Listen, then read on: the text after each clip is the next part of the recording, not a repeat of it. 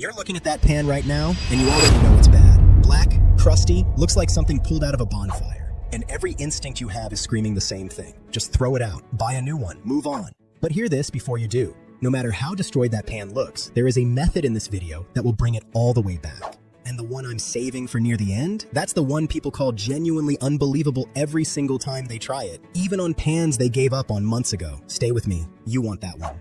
Here's why burned pans feel impossible. And once you get this, everything else clicks. When food burns onto a pan, it isn't just sitting on the surface. What's happening at a molecular level is called carbonization. The sugars, proteins, and fats break down under extreme heat and transform into amorphous carbon compounds, structurally similar to charcoal, according to researchers at the University of Illinois. It's not food anymore. It's carbon, physically fused into the microscopic pores of your pan.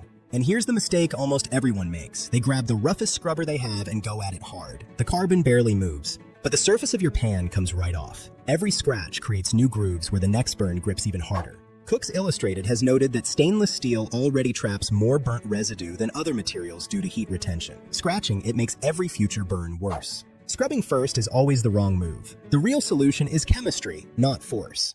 Break that carbon bond thermally and chemically. Dissolve it, lift it, let it release. That's what every method here does. Method 1, boiling soapy water. First line of defense for any fresh burn. Works on stainless steel, enamel, and ceramic. Fill the pan with enough water to cover the burn. Add 2 or 3 drops of dish soap, back on medium heat. The heat causes the metal to expand microscopically, breaking the seal between the carbon and the pan. The soap uses surfactant action to get underneath the burned layer, grabbing the grease and pulling. Bring it to a gentle boil, then simmer 8 to 10 minutes. Here's the step people always skip. Turn off the heat and wait 2 more minutes before touching it.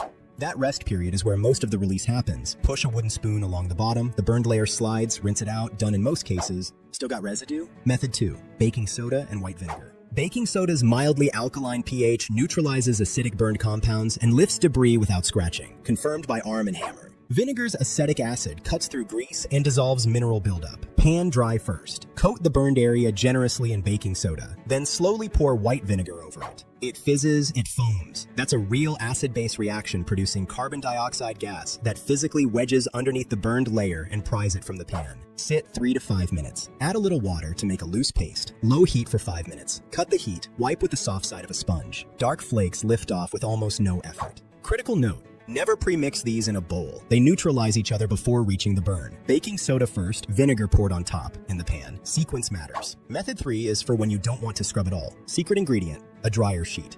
Fill the pan with warm water over the burned area. Drop in 1 or 2 dryer sheets, lay them flat. Lid on if you've got one, walk away, go to sleep. Come back after 6 to 8 hours. Dryer sheets contain compounds called cationic surfactants that slowly work underneath baked-on carbon and dissolve the bond between the burn and the pan surface. Pull the sheets out and wipe with a soft cloth. Wipes clean. Zero scrubbing. Perfect for anyone with joint pain, limited grip, or a pan that's been neglected a long time. Chemistry does everything while you sleep. Method 4 targets something specific. That blue, yellow, or rainbow discoloration on stainless steel from overheating. That's chromium oxide forming a film on the metal. The fix is cream of tartar, that white powder sitting in your spice cabinet. Potassium bitartrate, a mild natural acid exceptional at dissolving heat staining on stainless steel. Fill the pan, 2 to 3 tablespoons of cream of tartar, stir it in. Boil, then simmer 10 to 12 minutes. Off the heat, 5 minutes, pour it out. Discoloration that seemed permanent just lifts. Metal looks new. Nothing beats this for stainless heat tinting. Keep it off non-stick surfaces. Method 5, cast iron. Different rules here.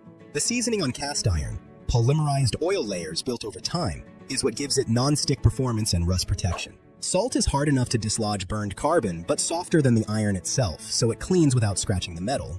Field Company's cast iron specialists confirm salt lifts debris without the micro-damage steel wool causes. Salt is hard enough to dislodge burned carbon, but softer than the iron itself, so it cleans without scratching the metal. Field Company's cast iron specialists confirm salt lifts debris without the micro-damage steel wool causes. Salt is hard enough to dislodge burned carbon, but softer than the iron itself, so it cleans without scratching the metal. Field Company's cast iron specialists confirm salt lifts debris without the micro-damage steel wool causes. Now, this is the one. The kitchen ran a head-to-head test on genuinely destroyed pans. This method won, not even close. Easiest and most effective by a clear margin.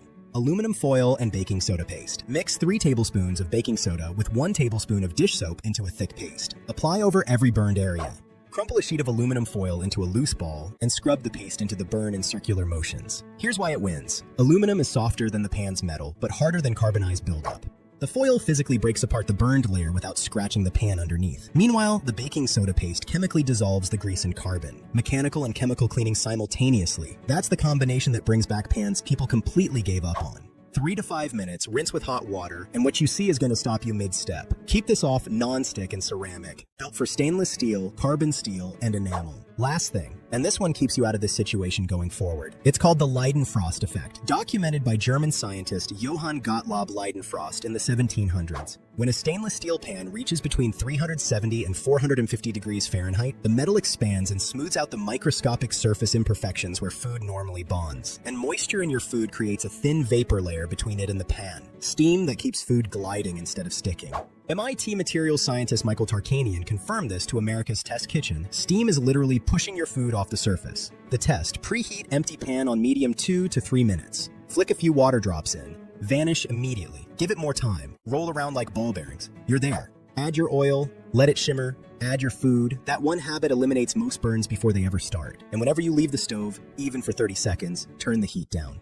Every single time. 6 methods, all grounded in real science. Boiling soapy water for fresh burns. Baking soda and vinegar for the fizzing chemical lift. Dryer sheet soak for zero-effort deep cleaning. Cream of tartar for stainless discoloration. Salt and oil for cast iron. Foil and baking soda paste for the absolute worst pans you've got. And the Leidenfrost trick to stop most of this before it starts. You never have to throw away a burned pan again. Not one.